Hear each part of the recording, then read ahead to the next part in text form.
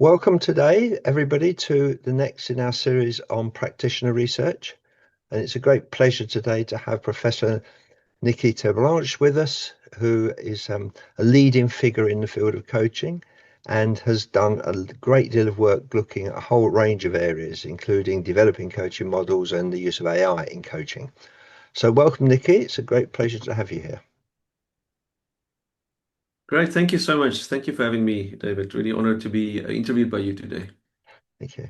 I wonder if we could start, Nicky, because you have a kind of distinguished career before you even got into coaching. So I wonder if we could start looking about your career before you became a coach. Yeah, it's always interesting for me when we have our new intake of coaching master students every year. We ask them, what is your background? And we come from so many different areas. I love that about coaching. So Mhm. my background specifically is electronic engineering. Can you believe it? Completely in a field tangential to what coaching is. So I studied electronic engineering. I did a master's degree in that um, back in 1998, incidentally in artificial intelligence. All It was in right. speech Yeah. recognition. Right. Of course, then what my cell phone can do now, we called supercomputers in those days, Yes. churning pages. So I love science, maths, engineering, applied side of things. Then I went into software and IT. So I became a software engineer, went through all the ranks from developing software to designing it, eventually became an enterprise architect.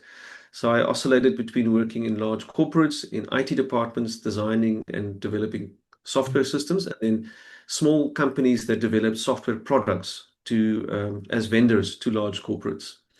Yeah, so that would be, and then about 10 years into that, I started becoming a bit disillusioned with, I guess, the monotony of engineering. Right. I Yeah. felt that there was something missing for me, but Yeah. that's my early Yeah. career was in software engineering. Yes. Great. So how did you get into coaching? Like I said, 10 years into it, I wasn't really liking my job. I felt there was something missing. I couldn't just do ones and zeros and write code. My wife even went as far, she's an artist, and with her meager earnings at the time, she bought me a piano just to try and get me out of my IT head. So that was a sign, right, that Yeah. everything wasn't where it should be. I then actually came to coaching via psychology. So I went to see a therapist not because I thought there was anything that I Mm. needed to work on. I was just curious because I knew zero about psychology. Right. Yeah. I went to a Jungian therapist. A friend of mine was at one at the time, and I found it fascinating that there's this whole world that I know nothing about, and how there are models and frameworks and theories that can actually help us understand ourselves. So the engineer in me loved that, because I always Right. thought it was Yeah. all fluffy and wishy-washy. Yeah. I then, by all, with all my might, wanted to change careers.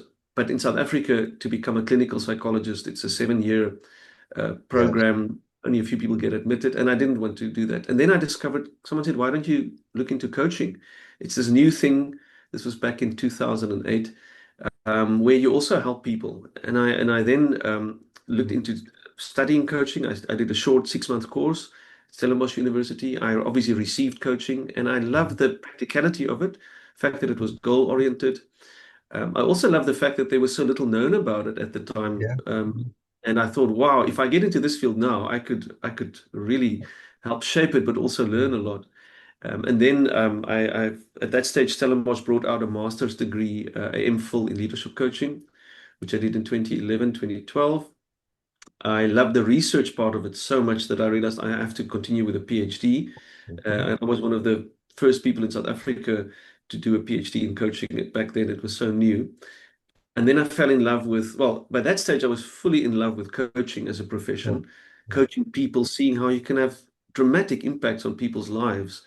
That was the one part. And the other part was research. I discovered my passion for research, and I became a full-time academic at Stellenbosch, which led to my research career. Mm. Brilliant. I was quite interested, how I've read your kind of work around building coaching models and in particular coaching model derivation process. So I'm quite interested how you kind of came to that. That In my PhD, I developed a coaching model um, for for facilitating transformative learning, which is Jack Meziroth's deep-seated Yeah. transformative learning when undergoing career transitions. And I actually realized when I look back at it, I realized I followed a specific process. And this is what I wrote up in the coaching model derivation process. And people can go and find that. But why I did that is one of the disappointments I had in coaching way back when I joined was how unprofessional it is. And how there was such a lack of a scientific body of knowledge. Yes. So coming from engineering, and it's Mm. an older discipline, and even dabbling in psychology, realizing that they have, a very significant body of knowledge. I was a bit disappointed that coaching is not there yet. And I was inspired early on by people such as yourself, who put down the purpose, perspective, process model, one of the few things out there that could provide guidelines. But also the late Anthony Grant from University of Sydney in Australia. He was a beacon of hope for me, and he really always said that we need more research. We need rigorous research. And I took it upon myself then to say, well, okay, I love this profession so much. I don't like the fact that there's so little evidence in how we practice. I want to make it my mission to do research, but also to create this coaching model derivation process, which I think goes some way to providing some rigor of how people can derive their coaching models and Yeah. frameworks informed by evidence. Mm. Great. Can you kind of give us a little more detail of it? How it Oh, helps people? um, yeah. So it's a 3 or 4 stage model. We've expanded it now already with my students. Oh, right. Um, Okay. but basically, it goes into the field and it first says, well, what is the problem you're trying to address? Who is the target audience and what do they need? And then there's a formal methodological process of gathering data. As a practitioner, you don't have to do it to that level, but from an academic perspective, it's going through a qualitative phase where you would interview people, analyze what they were saying, really understand the problem that they're facing. Mhm. And then once you have that understanding, is that to create it comes from canonical action research, actually. And action research tells Oh, us that you can. Um, Action research is two things, really. It's about walking the journey with someone to help yeah. improve their situation, but at the same time, collecting scientific evidence so that you can put out a theory or improve or change a theory. So the Mhm. second phase is once you know what your clients want, is then to go through an action research process where you use theoretical models to inform what it is that you want to change, and you can collect data while you're doing that. And in the end, you could have then this model that is informed by data that you collected, informed by different theories, but also having been tried in the field through action research. And then one of my later PhD students added focus groups even at the end, where you can then get a group Oh, of experts okay. together, where you Yeah. present to them the model that you've created, and you get critical input from them, and you can then adjust that Yeah. slightly. Yeah, so it kind of provides for coaches a more evidence-informed approach to building their model. Exactly, exactly. Yeah. Instead of just Um, yeah, I think being a little bit more critical because we get taught, some students get taught in a specific way of coaching, and that Yeah. might be useful. But often what I find lacking is there's not a lot of depth in theory about what this Yeah. process is that I'm following. So it's a bit more critical and reading a bit more wider. Yes. Yeah, brilliant. And then you started to kind of do a lot of work in the field of AI and coaching. So how did that come about? Yeah, that was almost accidental.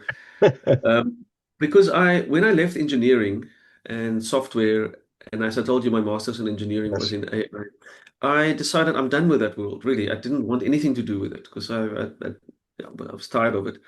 I went purely into coaching and into the more qualitative work, but the other part of my brain then got bored again when it couldn't be stimulated with the maths and the science and the physics. She realized we're not as one-sided as perhaps as I think I am. At the time, also, there was a lot of talk. This is now 2018, 2017. AI was there were murmurings of AI.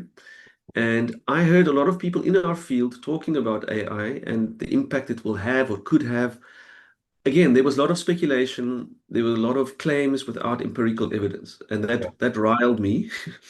Um, because how can you make statements without Yeah. evidence? So very recently, after one of these conferences where I heard someone talk about that, I went back home and I dusted off my engineering software skills and I built a chatbot. a basic chatbot that did the grow model. Now, this is back in 2018, 2019, before generative AI, before Right. ChatGPT. Okay. Yes. You can literally script it. You had to Yeah. code a decision tree of if the person says this, do that. Very tedious. I built the chatbot for fun. I then did a research study, and the research study had such positive results. It showed that for very basic things like goal attainment, Mm. this basic chatbot over 10 months can be almost as effective as a Right. human coach. Mhm. And that set the cat loose among the pigeons because when we published this paper, um, it was just mayhem. It Yes. wasn't possible. And then I thought, oh wow, I'm onto something here. At that stage, two things emerged. For me to become a successful academic, I would have needed to, I need to publish and become focused in a specific area. And I thought, this is fantastic. I'm going to make AI coaching my academic focal area. That'll get me, um, going in the academic world. But at the same time, I realized, wow, we might be sitting on something here that could democratize and scale All right. coaching. Yes. Yeah. But as we know, it's very expensive, only for Yeah. the select few. And I thought, and especially from South Africa and on the African continent, I always put up the slide when I do the talk. There are less than 2,000 ICF accredited coaches in Africa, far Yeah. fewer EMCC, even Comensa Yeah. ones. Money, sub-Saharan African, the per capita GDP, I think, is something like $2,000, Yeah. less than $2,000 compared to $70,000, $80,000 in the United States. So Yeah.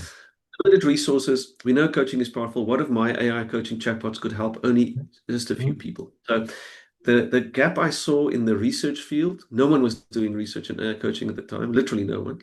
Yeah. And the fact that I could help people is what set the AI coaching in motion for me. Brilliant.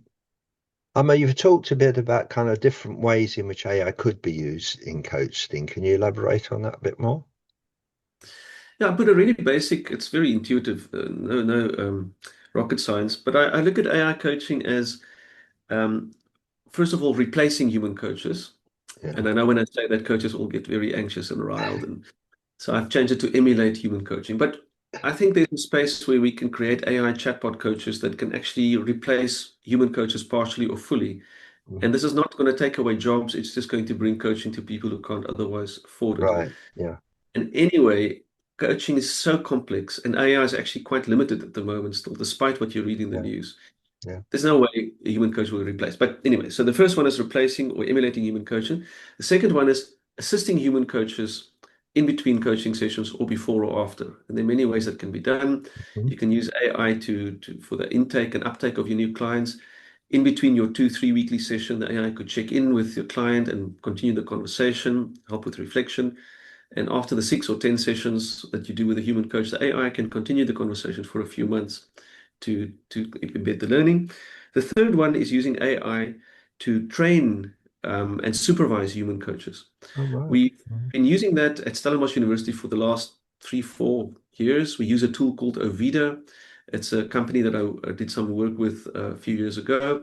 Amazing that basically you record a session and the AI will analyze the coaching conversation. It can even extract EMCC and ICF competencies, Mhm. score you, give you examples of it, do a summary, calculate metrics about how often you interrupted the person, how many stack questions you asked. We find our students, from the supervisors and the students, we feel that it's anecdotal, but it feels like their coaching skills improve by up to 50% over a much shorter period of Right. time. Mhm. So AI can make us better human coaches. Yeah. And then finally, I think AI can also be used to analyze coaching conversations, to analyze data relating to coaching. So this is predictive AI to help us understand what's actually happening. I actually have a project at the moment with a student where we're analyzing large volumes of coaching conversation using artificial intelligence to try and figure out what are people talking about. So those are the three things: replacing human coaching, human coaches, supporting human coaches in their coaching practice. Thirdly, making human coaches better by training and supervising them. And fourthly, analyzing the data we already have. Great. So AI is kind of has a number of functions which, as you say, kind of potentially can democratize coaching by making it available, but it also can actually enhance the way coaches work. Absolutely. I mean, Yeah. already now, one of the most fascinating ones is a proposal I've seen is using a triadic coaching, where if you were coaching me, we would have an AI observing our conversation, and the AI would be a three-way conversation where the AI would suggest to use Yeah. the coach what to ask me Oh, next, all of that. yeah. So who knows? AI is so new and it's becoming so powerful so quickly that we are still looking for applications Mm, for it. great. Can I talk a bit about you've done a massive research. One of the kind of studies I was particularly interested in is the one you've been involved with the MCC Global, where you were looking at different approaches of coaching, but you're using AI as the research tool itself. Yes, is that where we compared the three different Yes, chatbots? exactly. Yeah. Yes. Yeah, yeah, I love that study. And by the way, I'm so grateful for MCC for sponsoring that. One of the limitations I have as a researcher at the moment, especially in South Africa, is there's limited funding. Yeah. But just a side note.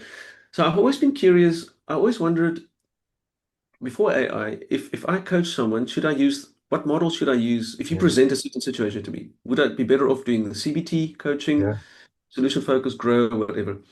And years ago, we did a study. I did a study with Jonathan Passmore where we had a survey that we sent out in Africa. He did it in Europe. And we asked people what coaching model do you use and for which presenting case.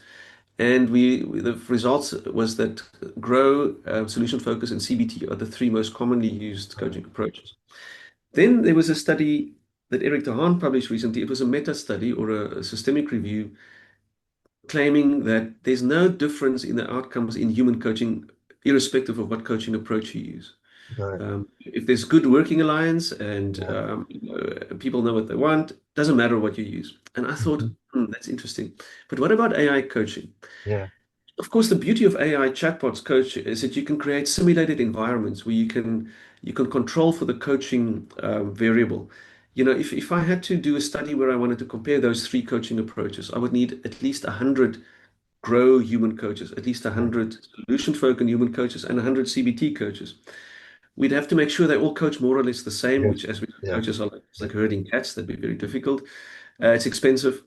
So what we did was we built three AI coaching chatbots, each embodying Grow, Solution Focus, and CBT. And then we had about 200 people use each of the chatbots. So in total, almost 600 people. Right. So it was a bit group study. We measured the things that I standardly measured in coaching, working alliance. So how do they relate to the chatbot? Yeah. Goal attainment, which is the bread and butter of coaching, and technology adoption, which tells us how much they felt they would keep using the chatbot. I think those Yeah. were the measures. I can't remember. I sometimes also use self-determination theory, but I don't think we used it in that study. And we then didn't do just a cross-sectional study, which is a snapshot. We actually had it over a week, so there were two interactions. And long and the short of it is we had to hypothesize for the paper which of the three chatbots we thought would win the race. Yeah. We thought it would be solution focused, and in some cases the grow chatbot, because solution focus is more future focused. It's less cognitive load. We speculated because it's not asking you to look at your patterns and your Yeah. thinking and Sure. your cognitive distortions, all of that. But to our surprise, the CBT chatbot won outright. There were only two aspects of the, I think, 11 measures where it didn't win. And that came as a big surprise Yeah. to us. Yeah. Yeah. So what was it again? What was it? What were these advantages that it had? Um, so this is, of course, the thing with quantitative research where you just do measures before and after. You get a Yeah. result, you hypothesize. If you're wrong, you have to now go back to theory Yes. to try and Yeah. figure it out. It would be nice actually if we could interview people. But we think that, you have to look at it for the different things, the technology adoption and the working alliance. I think we basically think it's because the chatbot, the cognitive behavioral one, takes you into a deeper level of cognition, people would perhaps see how the outcomes and the gains they could get from coaching could be more significant because it works at a deeper level. Yeah. And that paradoxically could help them to form a stronger bond with the chatbot, which would be the working alliance, and also make them want to use it. So the cognitive load is offset by the fact that they see potential for deeper insight. Perhaps also because it's very action oriented and it helps you to map a path out that you would see an outcome quicker. But to be honest, this is what we wrote in the paper. I think the jury is still out. I think we need to look further into why people preferred something that's more difficult Yeah. on the surface Yeah. than something that's easier to do. Yeah. Brilliant. It was, I must say, I read this study. It was fascinating. and certainly raised a number of questions, as you say. Um, kind of some of the hypotheses simply didn't stand up, and Yeah. that's why we do research. Exactly. In fact, the paper, I tried to submit the paper to a very high-profile journal and it was rejected because it said, how could, but they didn't understand coaching. They said, how could you be so wrong in getting all your hypotheses rejected? It's like, you obviously don't understand our field. So it's one of the frustrations, just on a side note, of being a serious a researcher in the coaching field. We have very few journals that Yes, are coach specific. They're not highly ranked. yeah, And for us to publish our, you might have come across the same in no your career. problem. Yes, You've got to go yeah, to adjacent fields like HR and leadership, and absolutely. Yeah, then you have to master their field and convince them of what we yes, do before they even look at us. So yeah, it is a bit frustrating at times. Maybe you can give me yeah. some tips after the show, after the recording. Yeah, I've been trying to get a paper published recently and having the same issue because it kind of looks at spirituality in coaching. And, Uh, okay, so where do you place it? And it is a big uh, issue because, as you say, a kind of we don't have enough journals in our field, and consequently, you're having to find a way to slot it somewhere. And people come exactly, back and say, "Well, sorry, I don't quite understand this." exactly. Because I Yeah, haven't been coached. I think that's the problem. yeah, yeah. Okay, so where are you going next? You've already been very active. What's currently happening for you? Yeah. So I was recently promoted to full professor beginning of the year, which, as I said in my LinkedIn post, it's neither here nor there. What's not personal for me. Don't want to make a big thing. I think it's great for our field It that a is indeed. university Yes. can appoint someone at full professor level. Because Yeah. now, of course, when I introduced myself at the Senate, Mm. people were again, so what's this thing coaching? Like, do we have a Yes. professor? You know, but I Yeah. use it as a platform to explain to them. Yeah. And we've actually rolled out a large-scale coaching program at Stellenbosch University at senior level, Yeah. using some of our alumni that have graduated. So I think people will start. Anyway, so that's the one thing. Mm. Um, at the moment, I have a number of PhD students, and I want to help raise or train the next generation of serious coaching researchers. So far, I have four PhD graduates at Stellenbosch. There's four more in the pipeline, the master students. I want to also convince other universities to offer degree programs so that we have research components, not just practitioners. So that's my one mission in life, is to position coaching as an academic field. And I hope that will get some traction. Um, I keep also doing executive coaching. I have a client base. I love coaching. I coached someone just before our session now. And this has nothing to do with AI. I don't even mention AI. I just work with a human, which is Yes. what got me to this originally. Yeah. And then my research, I want to keep pushing the boundaries on artificial intelligence coaching. There's so much we still don't know. We have a big study in the pipeline where we're going to look at hybrid coaching. So Mm. humans coaching humans without AI, and then a group of human coaches coaching humans with an AI assistant, Yeah. large scale, talking hundreds. And we want to see, does the AI help the human to become a better coach? Yeah. Um, I always joke and say there's so little known about AI coaching that it's like shooting fish in a barrel. You think of a question, no one's done it, and if I Yes. get the feeling and the collaboration, so I'll keep feeling my way around the AI coaching field and keep doing research to help us understand how to. And maybe one day I get tired of AI coaching. I don't know. Maybe I come back to the research, but I'll always be researching. I'll always be Yes. researching. No, Yeah. for a fact. Yeah. We're very grateful in the field actually for your work in this because as you say, you're one of the kind of people who is really pushing research to support our field. And I Great, was excellent. delighted when you got the professorship because, as you say, it's kind of it marks our field more. And it actually, with this in the university sector, it says, okay, this is significant, this is serious. I Pay hope so, because attention. if you look at around in Africa, I think I'm the only full professorship Yeah, in Africa in yeah, coaching. You'll know better than me, but there's not many people in the UK and in yeah, Europe and in America at yeah, universities. So it is yeah, good for our profession that yeah. there's more of that. Yeah. Yeah. I mean, Tony Grant. It took many years before he got a professorship at Sydney. Many years. Exactly. I was in the Yeah, psychology faculty, so they, yeah, they had to really work hard and convince them of the yes, of it. So, yeah. yeah, exactly. Okay, that's brilliant. So thank you very much, Nikki. I really enjoyed our conversation, and Great. look forward to reading more of your work. Thank you, David, and thank you for asking these insightful questions. And also, as I said earlier, you've also been one of those beacons that I followed early on in my career and still do. So thank you also for the work you've done for our field in the field of research. Thank you, Nicky. Cool. Right.